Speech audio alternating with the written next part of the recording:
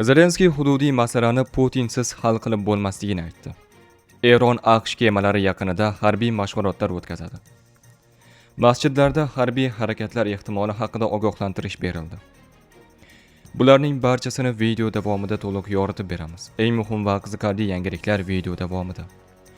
Rossiya Soya floti kemalarini himoya qilish uchun harbiy dengiz kuchlaridan foydalanishni rejalashtirmoqda.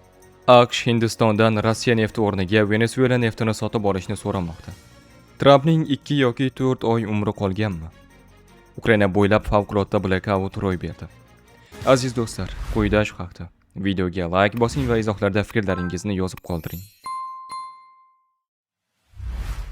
Ukraina prezidenti Zelenskiy hududiy masalani faqat Rossiya prezidenti Putin bilan shaxsiy uchrashuvda hal etish mumkinligini aytdi. U bu haqda Chexiya ommaviy axborot vositalariga bergan intervyusida ma'lum qildi. Zelenskiyning aytishicha, hududiy masalalarni texnik guruhlar darajasidagi uchrashuvlarda hal etish imkonsiz. Hech bo'lmaganda biz u yoki bu formatda Rossiya Federatsiyasi va rahbari bilan aloqada bo'lish imkoniyatiga ega bo'lishimiz kerak. Bunday formatsiz ko'rib turganimdek, jamoalarimiz hududiy masalalar bo'yicha kelisha olmaydi. Yana bir bor ta'kidlayman, yetakchilardan boshqa hech kim hududlar masalasini hal qila olishiga ishonmayman, dedi Ukraina rahbari. Eron 1-fevraldan boshlab Hormuz bo'g'ozida 2 kunlik harbiy dengiz mashg'ulotlari o'tkazilishini e'lon qildi. Bu haqda Al Jazeera xabar berdi.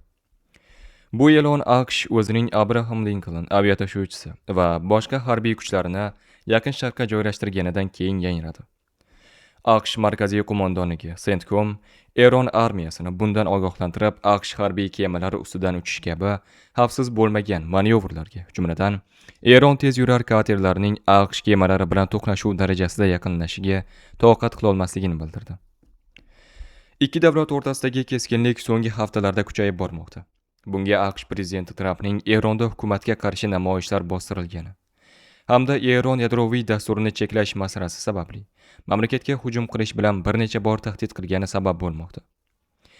Eron tashqi ishlar vaziri Abbos Araqchi 30-yanvar kuni uning mamlakati adolatli va halol muzokaralarga tayyorligini aytdi. Biroq Trampning ilgari surgan asosiy talablarini rad etdi. Araqchining ta'kidlashicha, Eronning mudofaa strategiyasi va raketa tizimlari hech qachon muzokaralar mavzusi bo'lmaydi. Eron armiyasi bosh qo'mondoni Amir Xotamiyning aytishicha, Isroil bilan so'nggi 12 kunlik urush mamlakatning mudofaa qobiliyatini mustahkamlagan va Eronni keyingi hujumlarga yaxshiroq tayyorlagan. U bu mojaro raqiblarining kuchli va zaif tomonlarini aniqlash imkonini berganini ta'kidlaydi. Pokiston chegaralaridagi masjidlarda ehtimoliy harbiy harakatlar haqida ogohlantirishlar berilgach, minglab odamlar mamlakatning shimoli-g'arbiy hududlarini tark etishga majbur bo'lgan.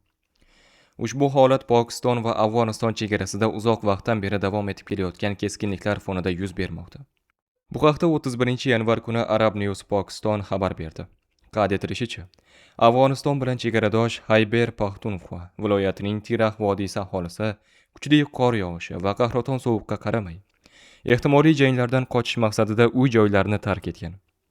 Mahalliy rasmiylar minglab oilalar hududdan chiqib ketganini va ular yaqin shaharlarda yordam olish uchun ro'yxatdan o'tayotganini ma'lum qilgan. Aholi esa majburlikdan uylarini tark etayotganini bildirgan. Sovuq tufayli hech kim ketmadi. Yillar davomida qor yog'ib kelgan. Biz u yerda butun umr yashadik.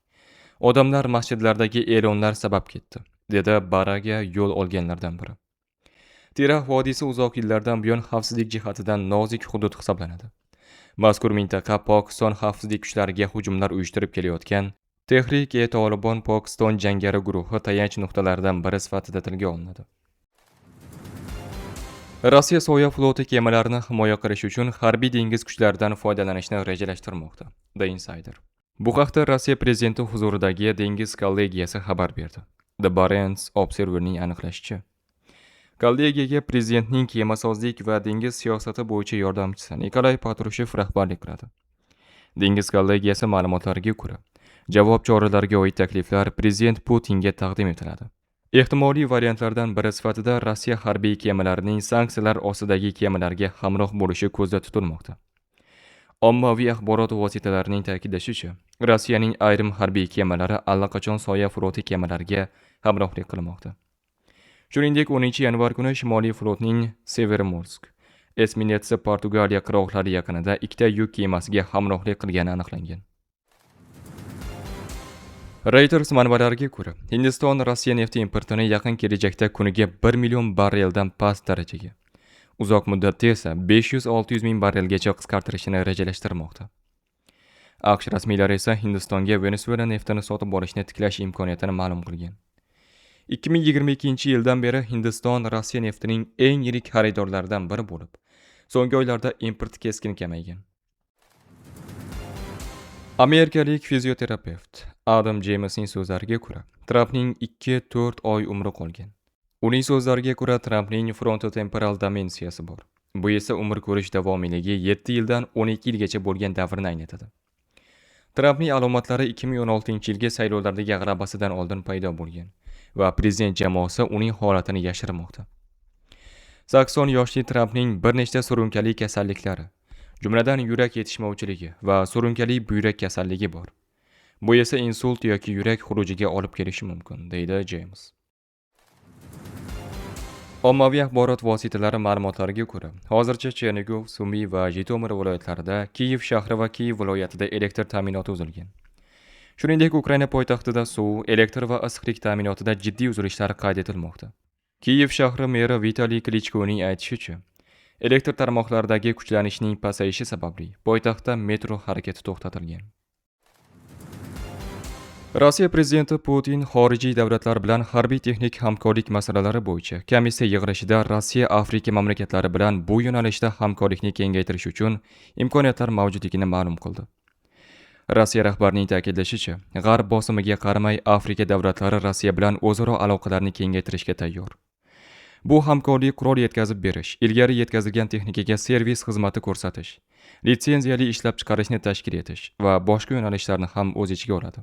Sayyoramizning boshqa mintaqalari davlatlari, jumladan Afrika qit'asi mamlakatlari bilan ham harbiy texnik hamkorlikni chuqurlashtirish uchun yangi istiqbollar ochilmoqda, degan u. Shu bilan birga Putin SSSR keyinchalik esa Rossiya uzoq yillar davomida Afrika davlatlariga qurol-yarog' va harbiy texnika yetkazib berganini, shuningdek mutaxassislar va harbiy kadrlar tayyorlash bilan shug'ullanganini eslatib o'tdi. Yig'ilishda Putin 2025-yilda Rossiya 30 dan ortiq davlatga harbiy mahsulot yetkazib berganini, harbiy texnika eksportidan tushgan daromad $15 milliard oshganini ma'lum qilgan.